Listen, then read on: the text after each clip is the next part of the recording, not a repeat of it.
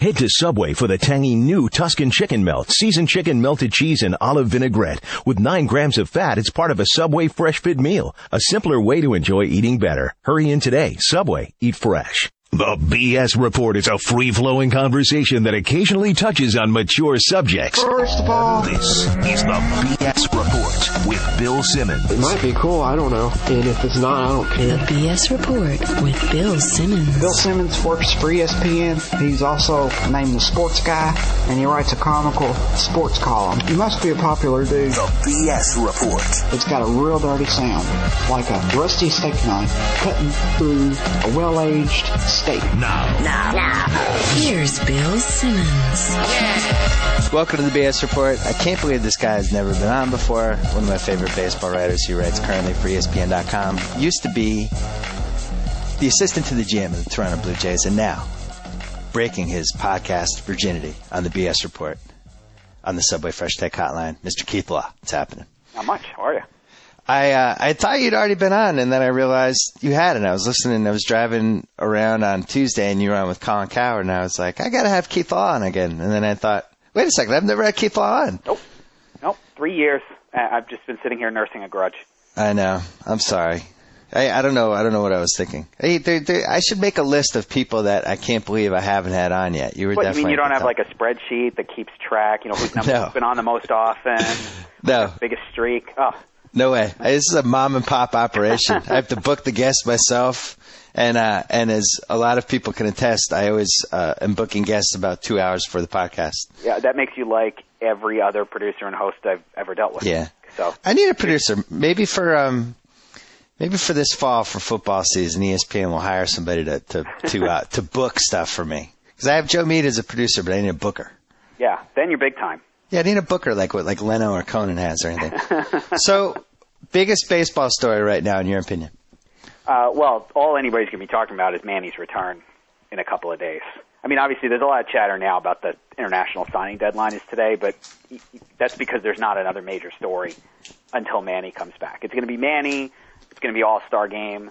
Those are the major things. You know, some of the pennant race stuff will start to pick up after the All-Star game, trade deadline.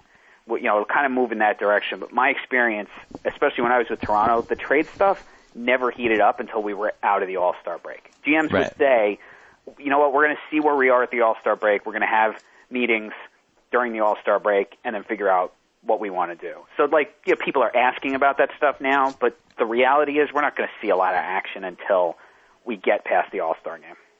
Well, and this summer is going to be a little different, right? Because more than ever, teams are terrified of taking on money or any of those sort of things. So, guys, somebody like Matt Holliday, the Oakland might have to pay some of his salary, right? Yeah, I think you're going to see most teams have to pay, selling teams are going to have to pay a lot of salary to get back any kind of prospects in return. The buying teams are going to say, look, if you want prospects, you pay all the freight, like the Dodgers did last year with Casey Blake. They didn't want to take on the money, so they said, here, you can have this unbelievable catching prospect, or we'll take on the money and not give you any prospects in return. And Cleveland, being smart, said, yeah, we'll take the catching prospect. And you know what, right now, I guess you got to say it looks good for both clubs.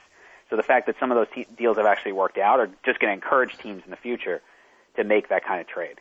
So who are the buyers? How many do we have? You've clear buyers. You've got Red Sox, Yankees, Rays are going to be buyers. Definitely Tigers, Angels, Rangers. That's probably it for clear buyers right now in the American League. I mean, you could have, there are obviously a ton of teams on the fence too, but those are the teams that are clearly buyers. So the Rangers, huh? Rangers, yeah. They're definitely, as long as they don't have to dip into the sort of top tier, they've got this great farm system. As long as they don't have to deal, you know, somebody calls and asks for Neftali Feliz, they're going to say no. They're not going to trade Justin Smoke. But they've got a slew of guys in Double-A and below who have value, who they look at as more prospect depth. You know, we don't have to keep those guys because we've got better prospects in the system. And I know they would much prefer to trade position player prospects than pitchers. They're figuring the whole way they're going to build this is through pitching because they've had a pretty horrendous track record of importing pitching from other organizations. Am I crazy? But I feel the exact opposite. I think pitchers are a roll of the dice, and I would always trade a pitcher over a position prospect. I think that's the majority view. And I mean, the truth is, if you've got, somebody just asked me this in chat, was Justin Smoke or Clay Buchholz Who blinks at a trade like that? And I said, you know what? I'd rather have the bat. If I'm a GM, I know Justin Smoak is not going to blow his arm out and either not play for a year, or suddenly go from awesome to sucks. Right. As good as Clay Buchholz is, he could blow his shoulder out, and suddenly you've got nothing. Your asset went from, really valuable to zero. You just don't have to worry about that with 90% of position players. So I would always rather have the bat.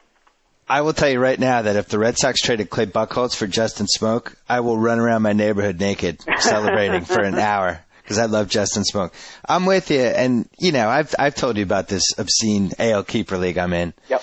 But the bottom line is the pitching prospects just don't come through most of the time. Look at Phil Hughes.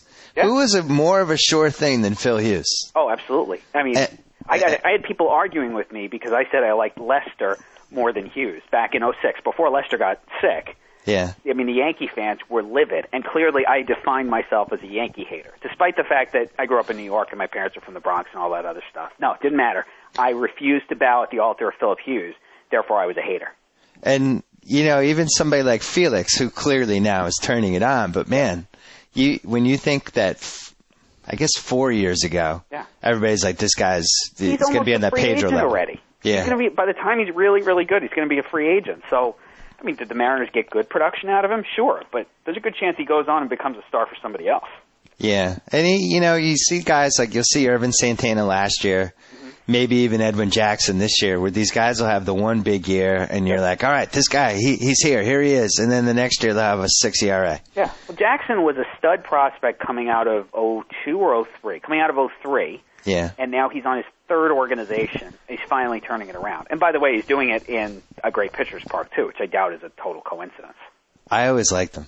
In fact, I've tried to trade for him for 2 years just because you watch him pitch and you're like, this guy should be good. What's going on here? Do you remember the start he made against Boston in the big series last September in Fenway? I mean, I was there behind the plate. I had him hit 97, I think, 3 times in the 8th, and he had a wicked slider. He gave up 3 runs in the first, and then held them to a couple of hits for 6 2/3 innings after that. A pretty good lineup.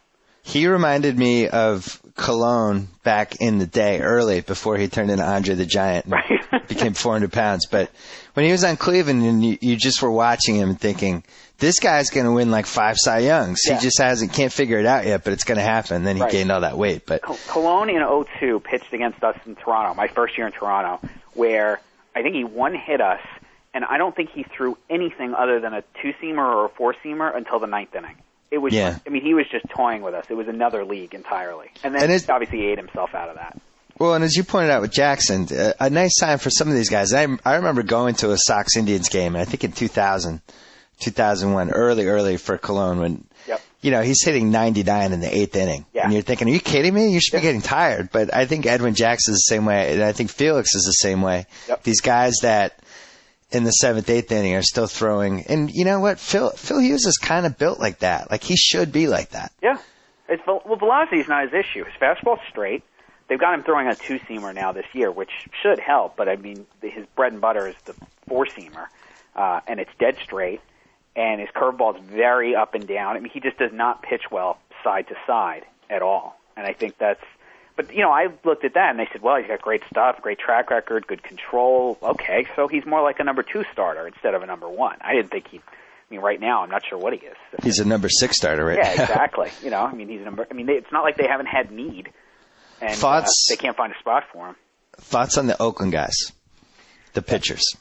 The guy I liked the most – this Cahill's the upside guy. Anderson, to me, was sort of the polished guy. Not that Anderson doesn't have big stuff. And Mazzaro was just a complete wild card. Cahill's got or will have 2 pitches that are well above average. Fastball with good sink and that potential out-pitch slider. It's almost like a splitter the way it drops, but didn't have the feel. Whereas Anderson, son of a college pitching coach, extremely polished in high school, up to 92, 4 pitches, throws strikes, moves the ball around. Mazzaro, for me, I saw Mazzaro's worst start the entire spring. He's just velocity with some sink on it, didn't show me a good second pitch. Now, he's actually pitching way better than I would have expected, whereas Anderson, the guy I thought would transition the best to the big leagues, has probably been the worst overall. I think all 3 guys ultimately end up being pretty good starters for them, with probably Cahill's your 1 down the road. Anderson your 2, and then Mazzaro could be anywhere from your 1 to your 5 because really it's all in front of him. It's just velocity right now. Well, guess which guy we have on our AL keeper team? That's right, Vin Mazzaro. Yeah. I love him. I think he's going to make it. There's something about him.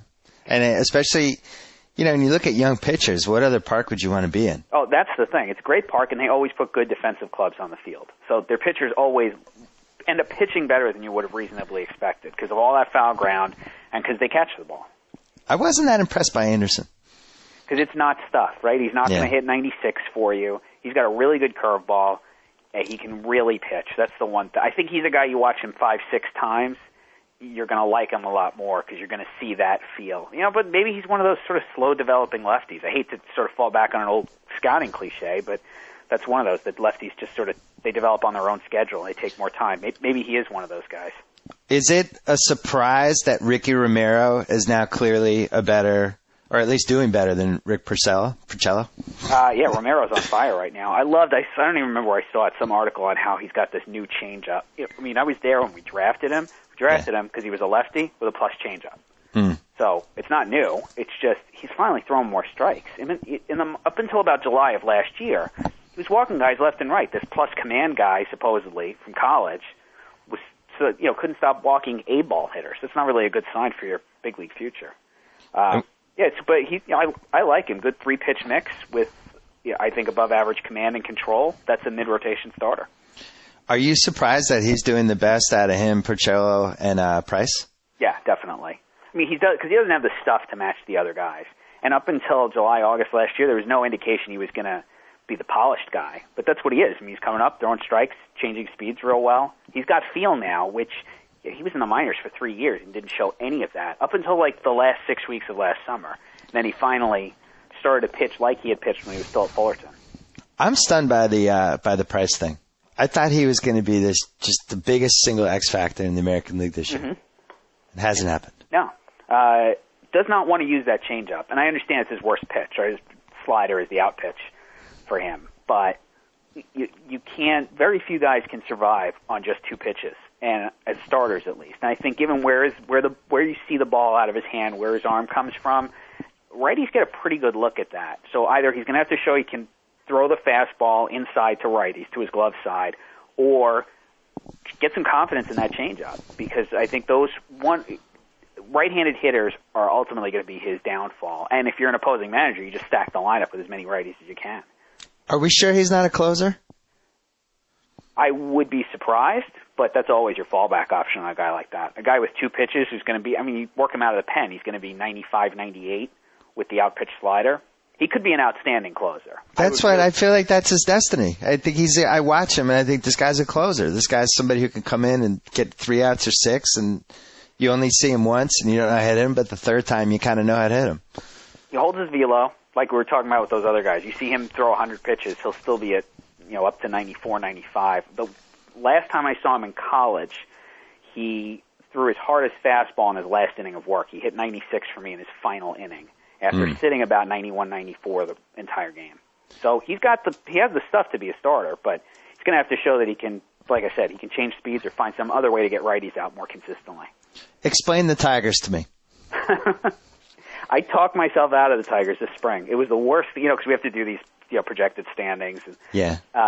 And so I didn't want to pick the Cleveland to win the Central, but they were the best team of a crap lot, right? The whole division sucked. And I'm thinking, well, there's enough I like on Cleveland. I hate their pitching staff, but I like the offense. And who else could I pick? And I talked myself out of the Tigers. I said, well, Tigers do. They've got Verlander. He was pretty good. And Galarraga looks like he's legit. But, I just looked at that staff, and I saw Verlander in the second half of last year when he was not good. And I said, there's too many X factors here, too much risk. Yeah. But they're actually a better defensive club than I thought they'd be. Galarraga has been better than I expected. Porcello, he's had some ups and downs, but he's been pretty good for them. Certainly better than any of the other junk they were going to. Hold on, wait a second. Galarraga has a 5.34 ERA. You expected worse? Does he have a 5.34 ERA? Well, you caught me out on that one. No, I didn't mean to call you out. I was just because I actually expected him to be out of the league by June.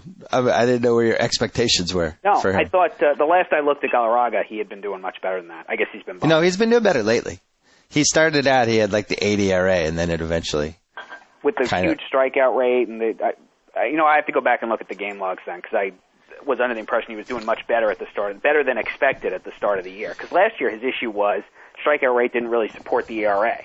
And if I remember correctly, he got off to a better strikeout start this year. So it looked like, all right, now he's going to trend upwards. The strikeout rate is catching up to the ERA as opposed to the ERA dropping to the strikeout rate. Because it's if you want to guess a guy's ERA going forward, strikeout rate, ground ball rate, walk rate. Those are your three big things that you got to look at.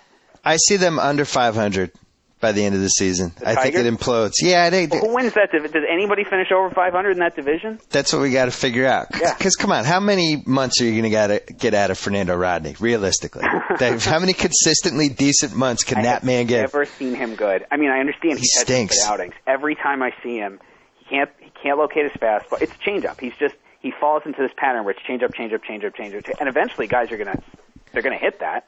Yeah. Because he can't locate his fastball to save his life.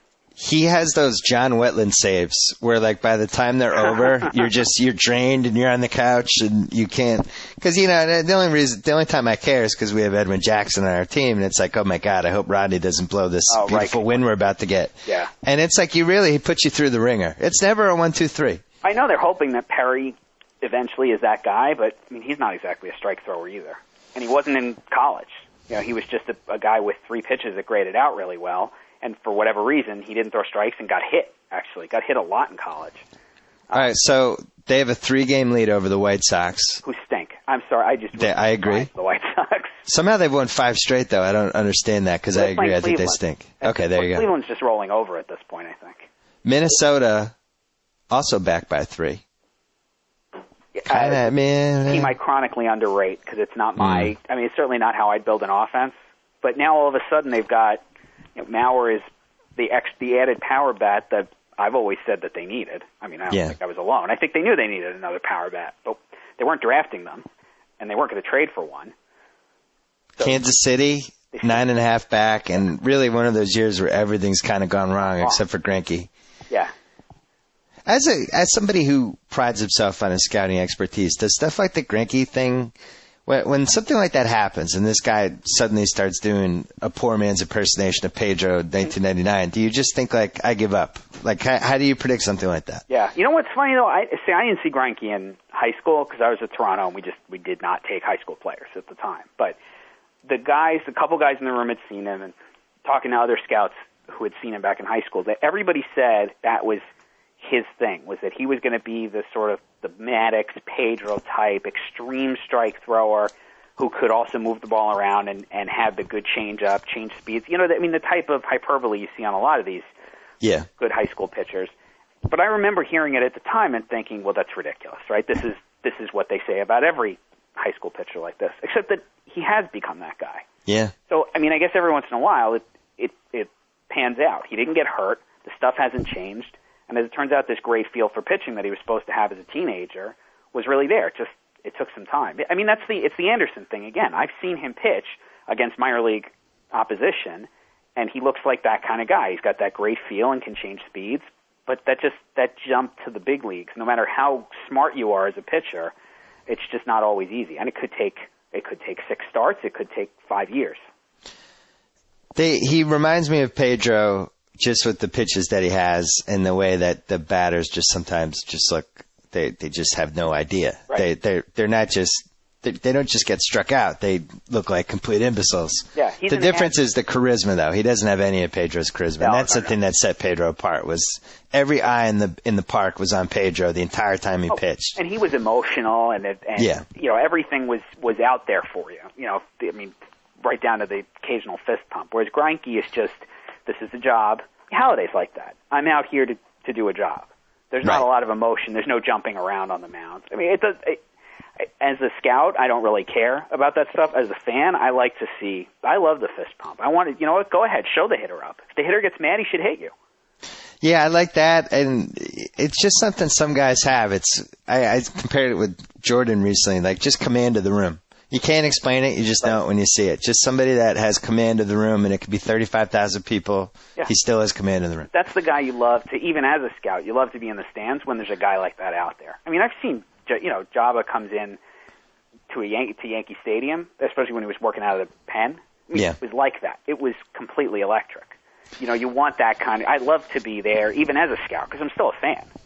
And I'm not sure why they went away from it. I'm sure they had their reasons, but it just seemed to me that he was a guy who had a lot of intensity and was great to come in for one inning, and that I was scared of him coming in out of the blue like that.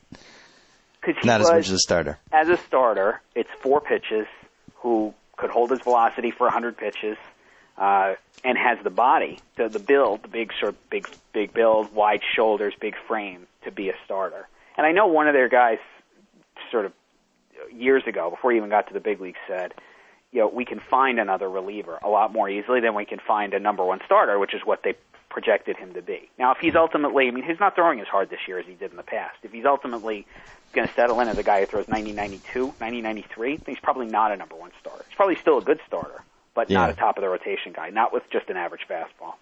Back to the Central for a second. Yeah. It seems like this year, more than other years, getting that number one seed in the American League is going to be huge, because then you get to probably play one of these Central teams. Because I think the Angels will finish at 92 or 95, whatever they normally finish at. But you get to go against the Tigers or the White Sox in your first round series. That's kind of good. I like that. Oh yeah. Well, what are the White Sox going to throw at you for starters in a 5-game series? You're going to get Gavin Floyd at some point. Yeah, Detroit, at least you're a little scared of Verlander and Jackson, but Rodney's coming. Yeah, right. Unless they make a trade, all right, we got Rodney, and so he's going to be our MVP. Both those clubs have the problem where they don't have a lot in their systems to trade. Detroit's traded a lot of it away.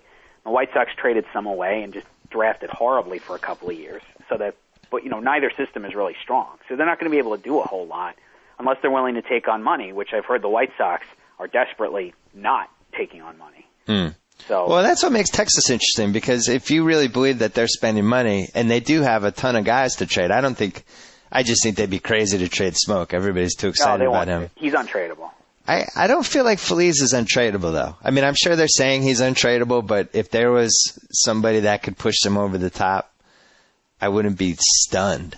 Well, especially now he's got the tender shoulder for a couple weeks too, so I'm sure if you're the Rangers, you're starting to think, all right, how long is this guy going to keep it together? Because stuff-wise, he's as good as anybody. I'd be the worst GM, because I'd just be, anytime I had a prize prospect, the other teams would know I'd want to trade him immediately while he had value. Right. Simmons is on the phone again. I bet he wants to see if I'm interested in Feliz. Yeah. But that's what I would do. Yeah, well, especially with pitching prospects. There's two mentalities, right? There's the one you talked about before, which is that, who knows, they all blow out, they're too high risk. And the other mentality is never, ever, ever trade a pitcher, because you can't create them, you can't trade for them. So the only way we're ever going to have pitching is to do it ourselves.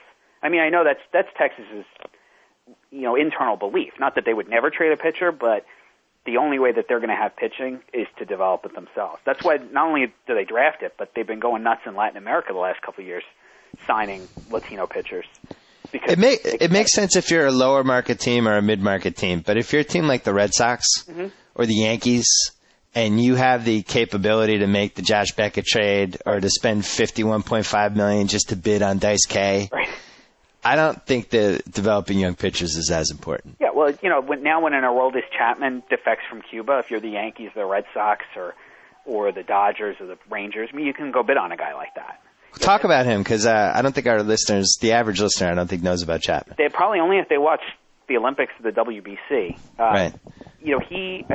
A longtime scout I talked to this spring said it was the best young left-hander he'd ever seen. He got a good Chapman start where he touched 100. He was throwing his slider up towards upper 80s, might have touched 90 with it. But I also know he had an outing at the Olympics last year where he topped out around 89 or 90. So, and there's some questions did the Cubans kind of overwork him so he wouldn't throw well in tournaments last summer because they were afraid he was going to defect, obviously? Or is he really just one of those guys he'll flash it, but it's not consistent? I know some scouts think he's going to end up in the pen because it's not, as a starter, it's not there every time out. But I think if you've got a guy who can sit in the mid to upper 90s as a starter, you got to at least try him there for half a season and see what happens. And this is a guy who's coming in the league this year? He could. He just defected. So now he's got to establish residency somewhere else. I don't think he'll pitch in the big leagues this year because by the time all the legal stuff gets sorted out and he gets declared a free agent, the season will probably be too close to done. But he could end up in somebody's rotation in April of next year. For what kind of money? I don't think he would sign for less than Contreras got, which was the mid-30s. My guess is he'll be asking for something north of what Daisuke got, around 50 or so. Oh, no. Whatever he gets, if the process goes quick enough and he's got dollar amounts out there this summer, Strasburg is going to be asking for the same thing. Well, let me throw this at you. Have we ever had a foreign pitcher who everybody was killing themselves to bid against each other? Has anyone ever really totally come through? Orlando Hernandez? Would you consider that a total, though? No, I mean, that's just the best one, right? Daisuke was Nomo. These guys were like 2 and done. I mean, that's the knock on these Japanese guys is that they've got about 2 good years in them, and then they head south. You know what? I think I don't think it's just with the baseball players. I think it's a Far East thing, and I think we saw it with Yao. There's like a different work ethic where they're just constantly working and every day, and it's just the mentality. And I think, I know Yao's body just is crumbling from it. Yeah. And I think we see it with the pitchers. When do you see the 39-year-old Japanese starter? No, all those guys who come over are, fringe relievers. If you get a Saito, who, by the way, what did he do, 3 years, and he got hurt. Yeah. They don't last. But I think they pitch and throw a lot more, at least in Japan. Their throwing regimen is a lot heavier than ours is, so maybe they're stronger when they're good, but then they just blow out. Then it just, they run out of steam. And my other thing, just thinking about the human nature of it, is I just think it's a huge cultural adjustment. I mean, it's not exactly breaking new ground here, but I think we underestimate how big of a deal it is for somebody who's living in Cuba to suddenly be in the New York Yankees. Oh, yeah. It's not like you're like, hey, it's baseball, whatever, I'll just go out there. Like, you're dealing with a whole set of circumstances and situations and everyday events that you've never seen in your life. And I really think that's one of the things that submarine Daisuke a little bit. Yeah, it's huge. It's different pressure. It's different lifestyle. I mean, a lot of the Cuban, Levon Hernandez got over here, and he was in the minors. First thing he discovered was McDonald's. Next thing you know, he's put on 60 pounds. I mean, there's a huge adjustment for a lot of these guys. It's a different kind of adjustment, right? In Cuba, you're going from poverty and repression, whereas Japan, it's one lifestyle to another. It's a huge language barrier for all the Far East guys. That's why a lot of teams don't scout much over there, or they won't spend the big money because they understand. I talked to Cleveland; they've got a Taiwanese catcher in their system, and the biggest issue for him is learning enough English to be able to communicate with the pitchers. You don't think about that, but it's not easy. It's a lot easier for a Latino kid to pick up English than it is a Taiwanese or Japanese kid. I would think it's a detriment.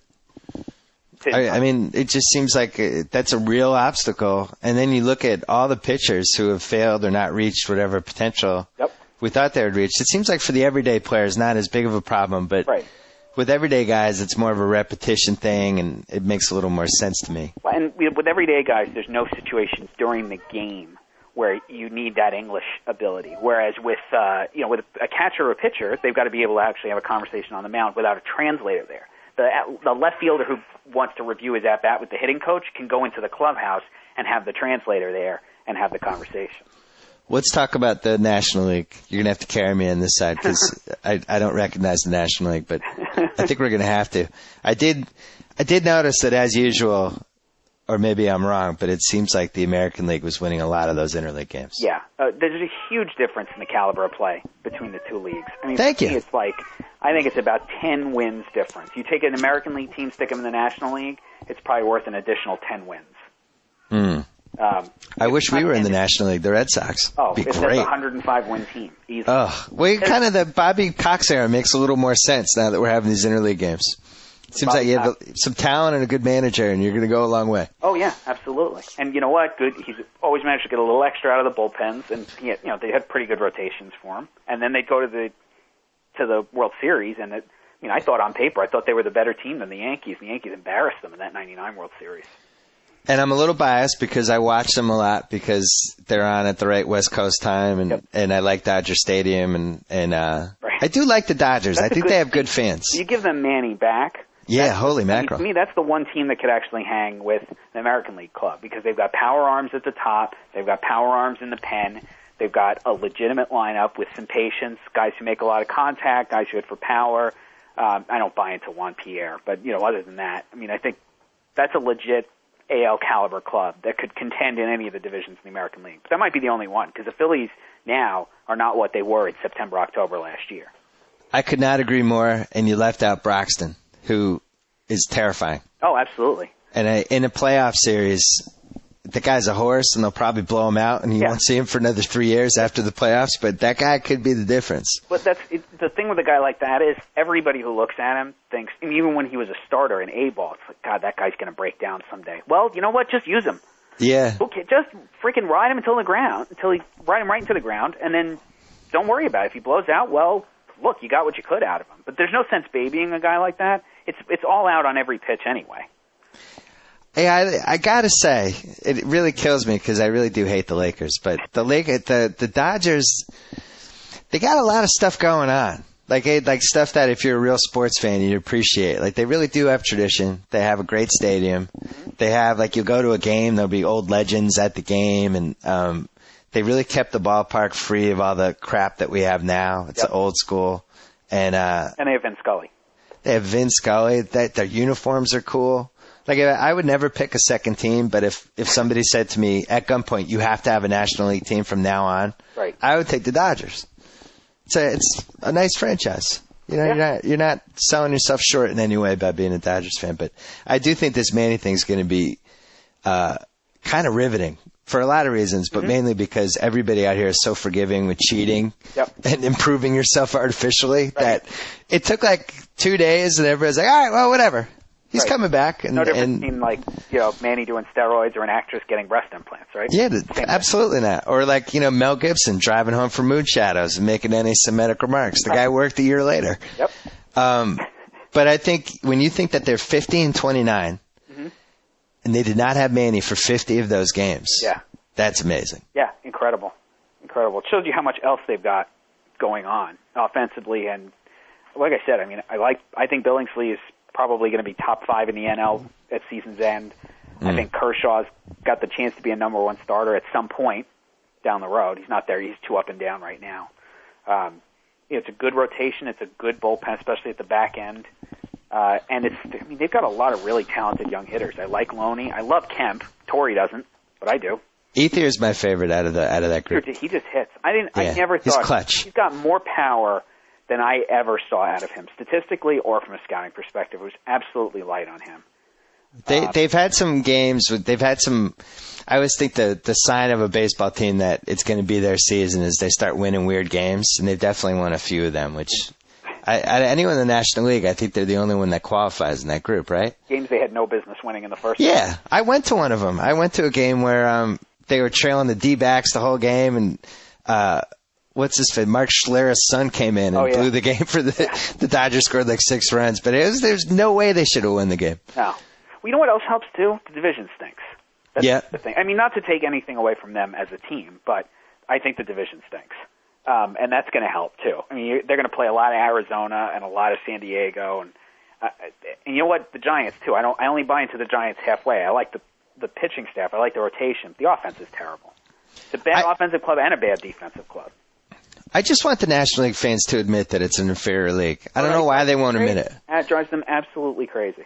Like, Jason Hamill is like an afterthought on the Devil Rays. Like, he's barely on the team and is now like an ace in Colorado, really basically. Think Jason Marquis could come to the American League and do what he's doing for Colorado? There's no way.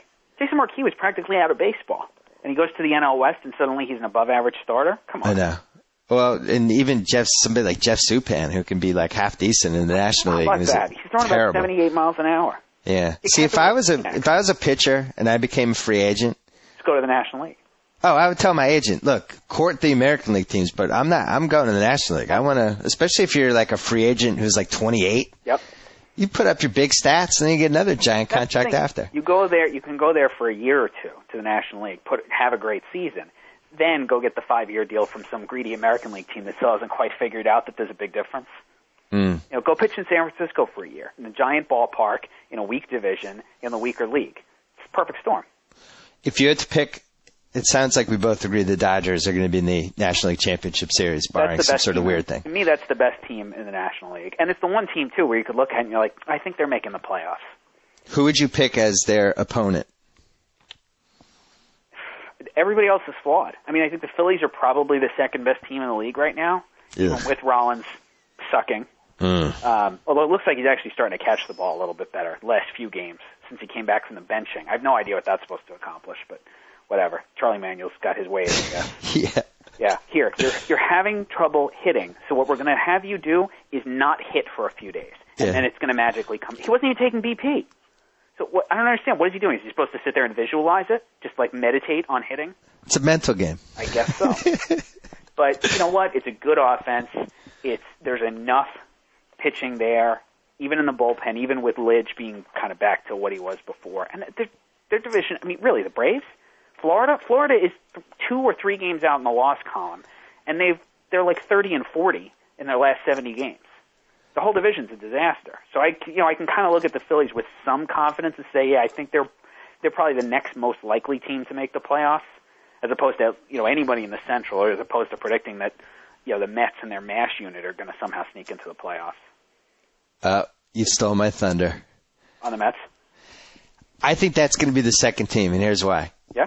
Their entire fan base, starting from the Castillo pop-up that was dropped through Sunday night's agonizing K-Rod walk of Mariano Rivera. Yeah, that's pretty special. Yeah, you go from point A to point B and then thrown in there the Beltran thing and Jose Reyes, all kinds of crazy rumors about him.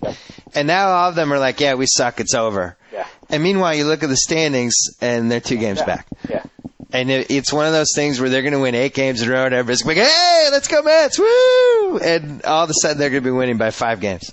Do you have a Ewing theory that would cover them winning without Reyes, Beltran, or Delgado? Is there like some corollary to losing like 3 of your 4 best players? It's like a joint Ewing theory when you get to that. I got to come up with another theory though for when a fan base writes off a team, but you really shouldn't be writing them off yet. Yep. And it's not like they're doing it as a reverse jinx. They're all like, it's over.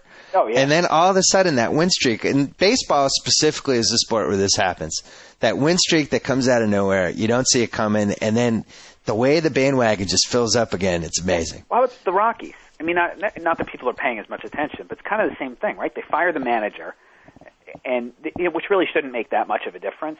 Yeah. And I think they went 20-3 right after they made the managerial change.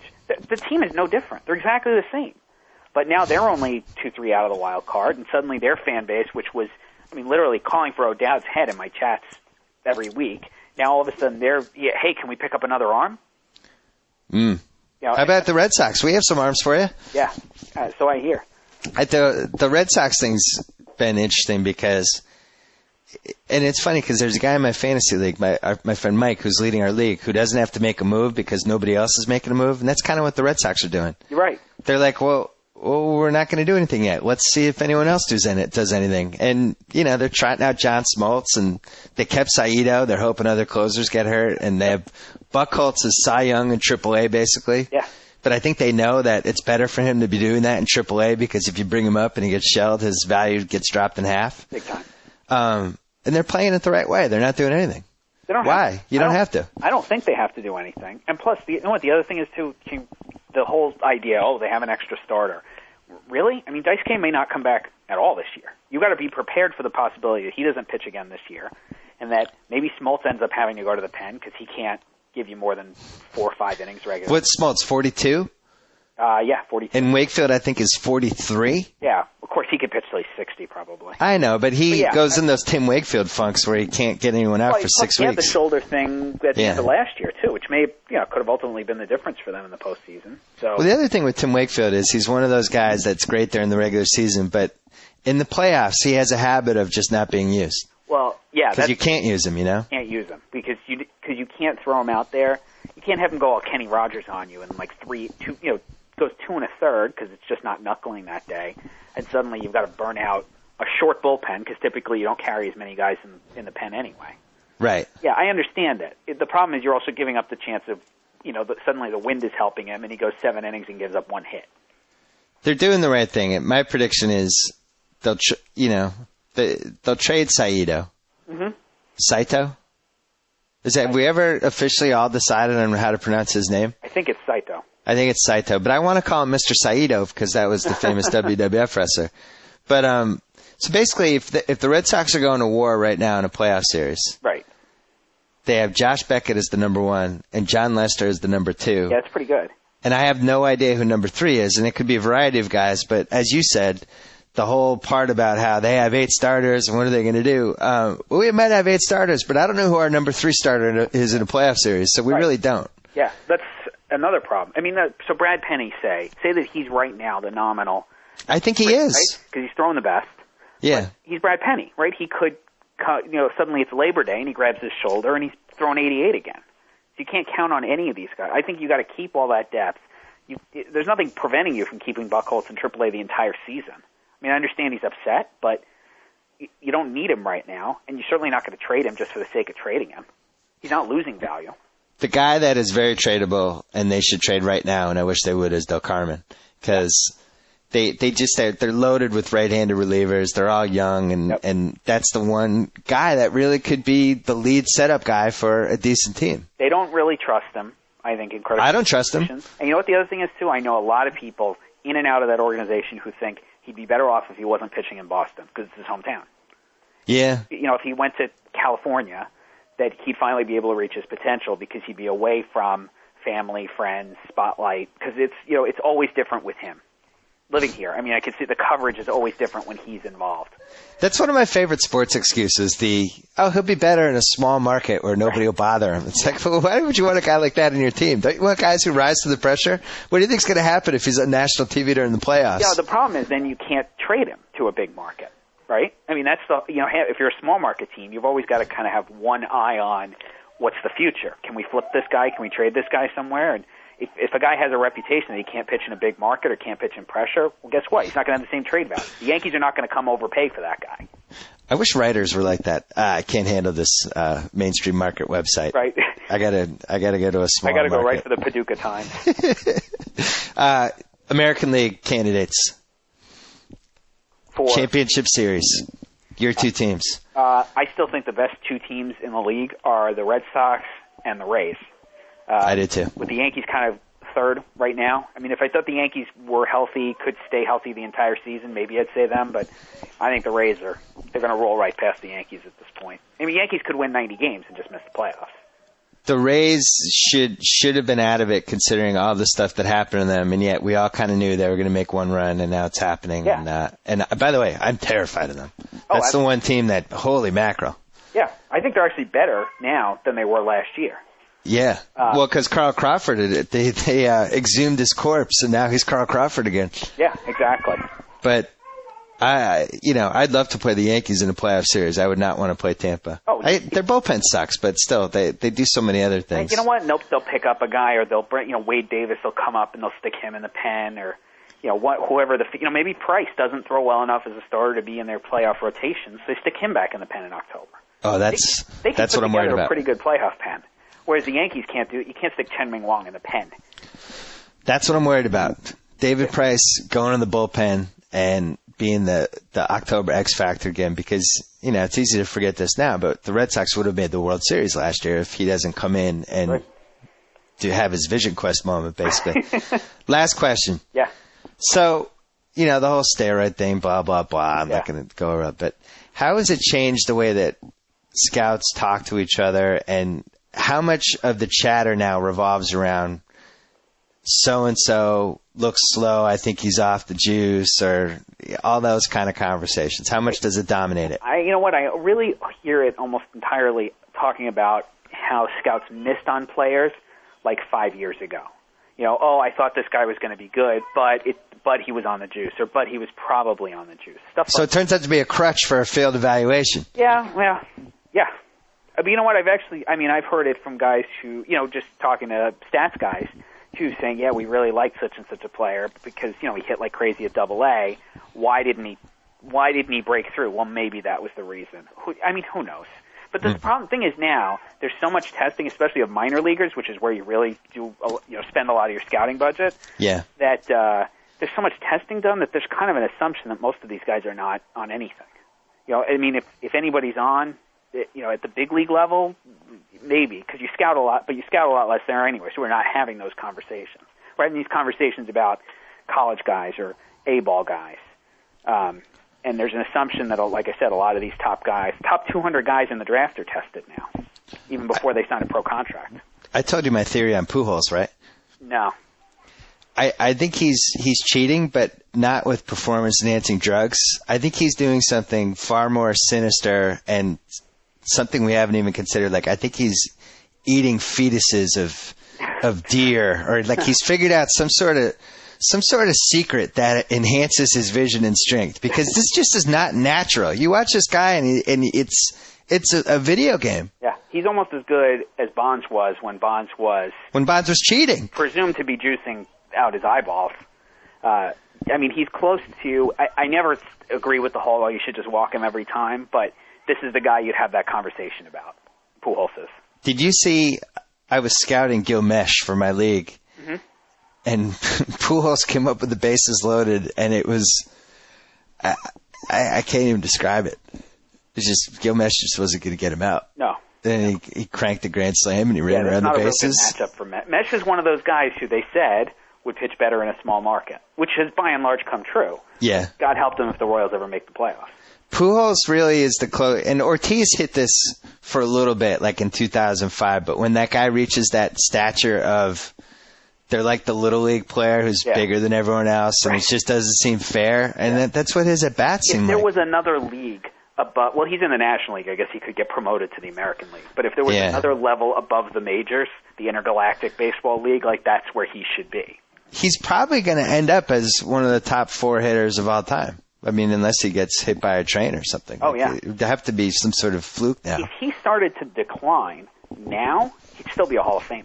I mean, his run, so what is this, 8 years? It's his 9th year, actually. Well, are we sure how old he is? No.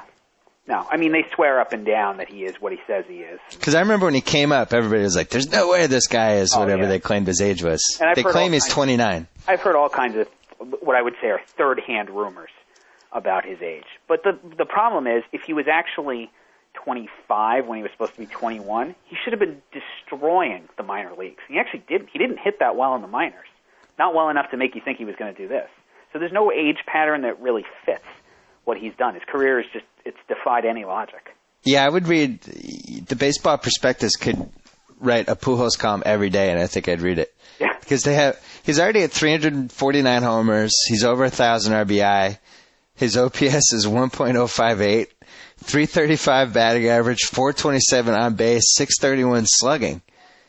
I mean, this has never happened before. Yeah. And he started his career young enough that he's going to have huge bulk totals by the time he gets to about 38 or so. You know what, though? That the National League thing is a slight asterisk. I got to give him a little bit of an asterisk. It bumps it up by about 15%. Yeah, because he gets to face Jeff Suppan a couple times a year. Yeah, seriously. And he doesn't have to face some of the American League teams. Right. Or play in, wouldn't you say the American League, there's some less hitter-friendly ballparks in the American League than National League, right? National League's got good pitch. I'm sure you've got San Francisco, San Diego. Dodger Stadium's really only good for home runs. It's probably close to even. The only extreme pitcher's park I can think of in the American League, there's 2. The Oakland and Seattle. You wouldn't put Detroit in there? Detroit kills home runs and raises doubles and triples. Actually, Anaheim's is a pretty good pitcher's park, too. So maybe it's about even. Huh. You've still got a couple in the National League, too. Washington's is a bit of a pitcher's park. Florida is a big pitcher's park. That may be weather more than the dimensions of the park. And I think Citi Field, in a tiny sample, is looking like a pretty good pitcher's park also. It's the opposite of the Bronx. I forgot to ask you about Strasburg. You're 100% on him, right? Yeah. I mean, that's as good as it gets, right? He's a pitcher. He could blow his arm out. But what the heck are you going to do? You can't pass on him. You can't not pay him. It's the best college pitching prospect that's come along, maybe ever, certainly in 20 years. Yeah. You just kind of got to give him the money and cross your fingers and get him to the big leagues as quick as possible.